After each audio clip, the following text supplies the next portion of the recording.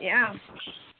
Yeah, definitely. And you're absolutely right. That culture has definitely been involved in a lot of the practices that we're just now getting around to practice in the rest of culture. So definitely seeing that and everything.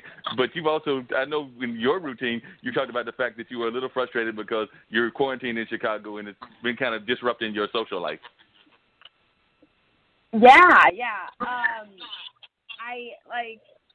feel like I was just like, it's been hard for me. Did you want me to do one of my jokes? I don't know. Yes, please. Yes, please. Oh, okay. I was like, well, socially, here's the thing that's been happening with me. Like, I had a falling out with my best friend, and it's been really rough on me because she's also my eyebrow lady.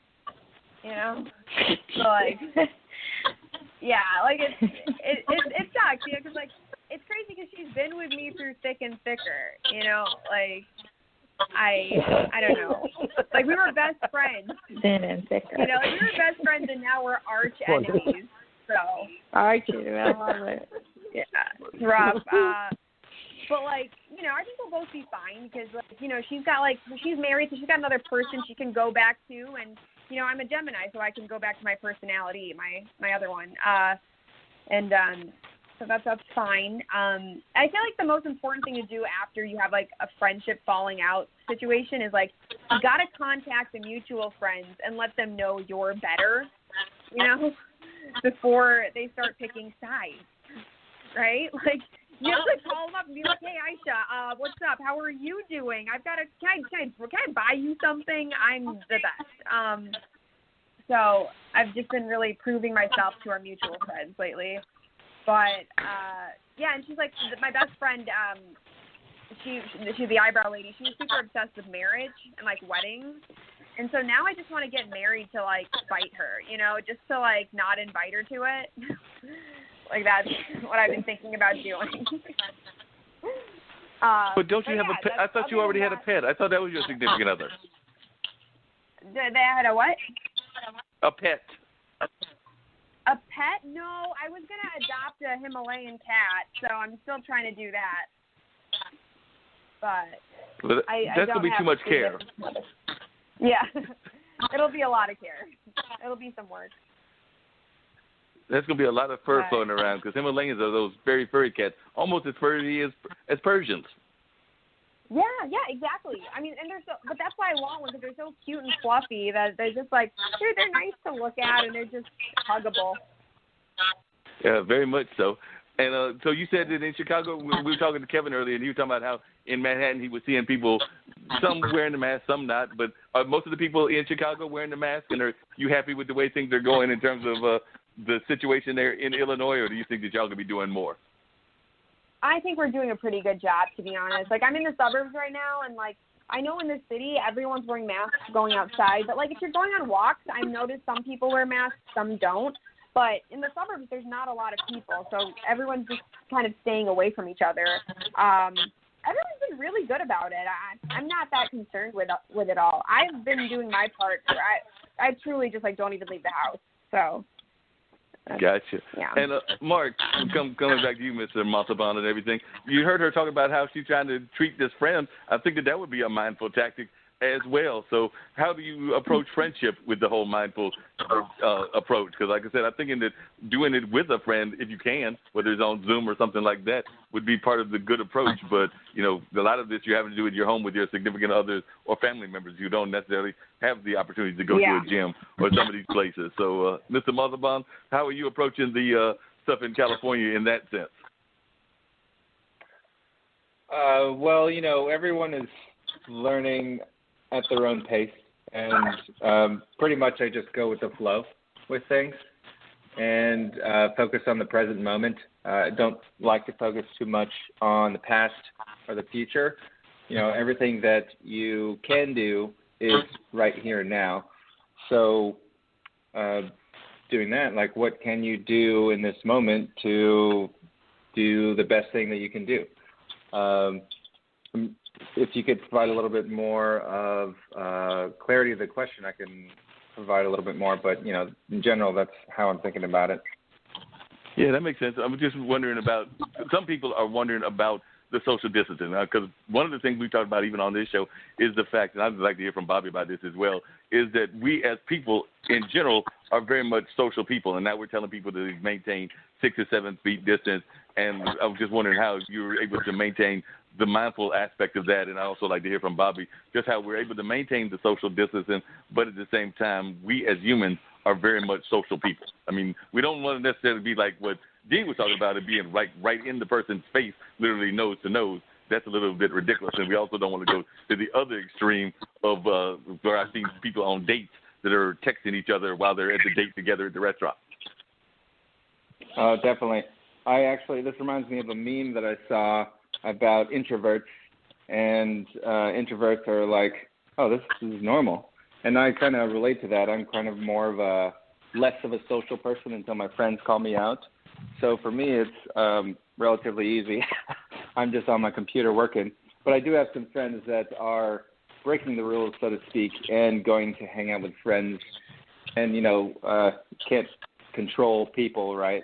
So it's like they're going to do what they're going to do. I'm just working on being good to the people that I know and to myself.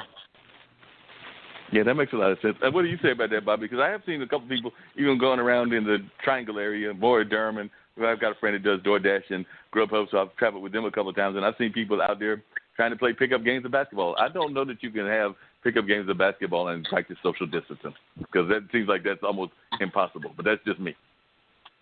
Yeah, so Dorothy's I will not be on anyone's basketball court.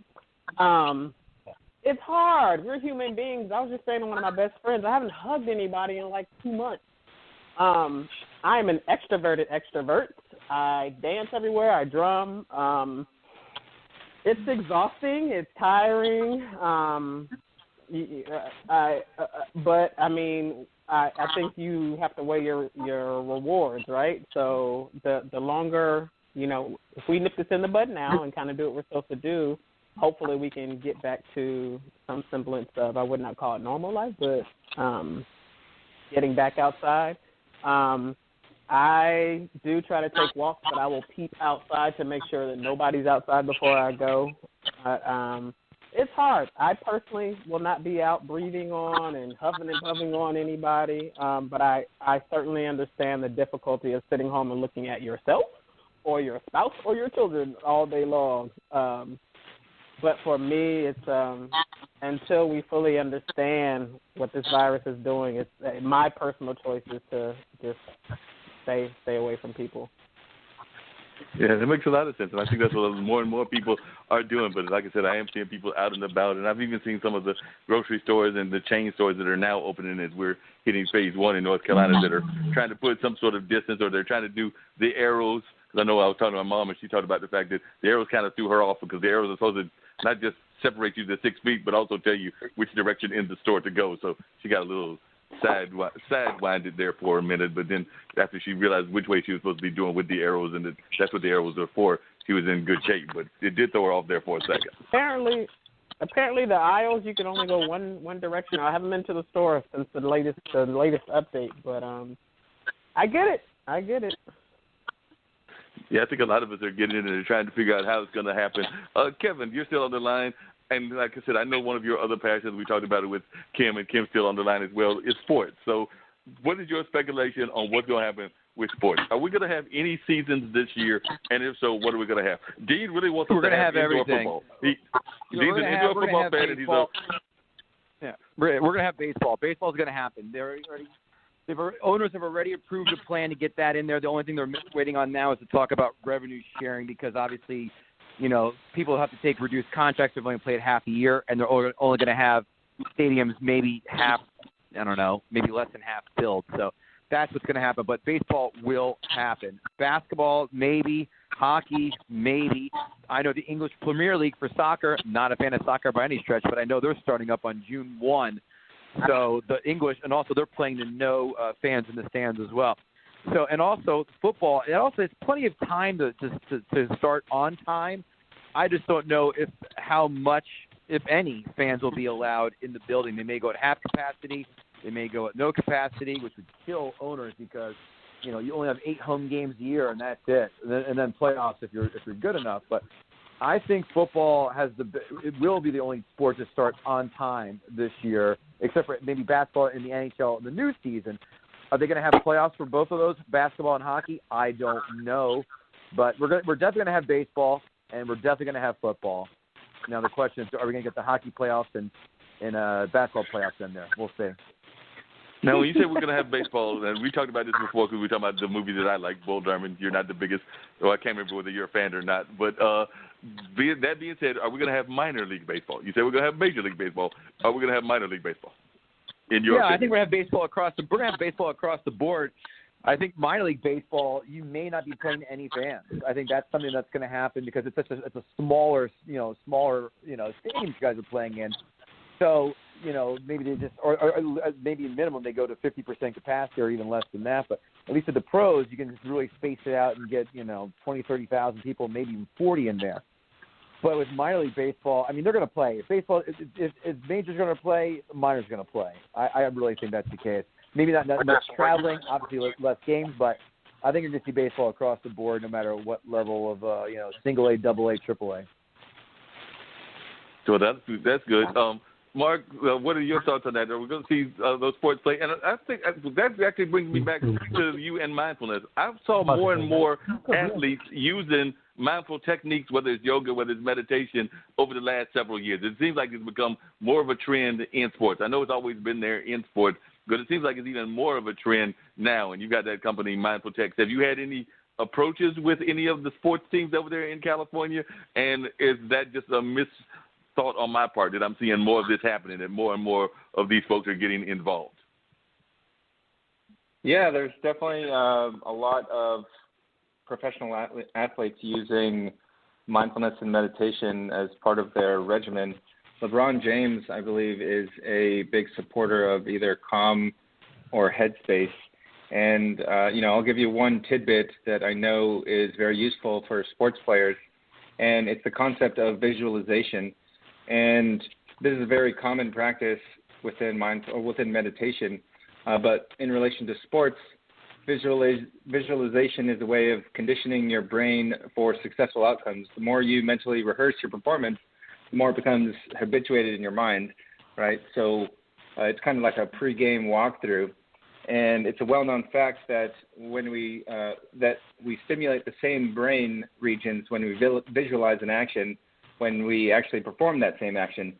And, through meditation, you can visualize, some people visualize like a rose, for example, to maintain that practice. But when it comes to sports, you can visualize yourself performing that same move or that same basketball shot or that same baseball hit, right? Like practicing that visually reinforces the same neurons in your mind, which therefore helps your game.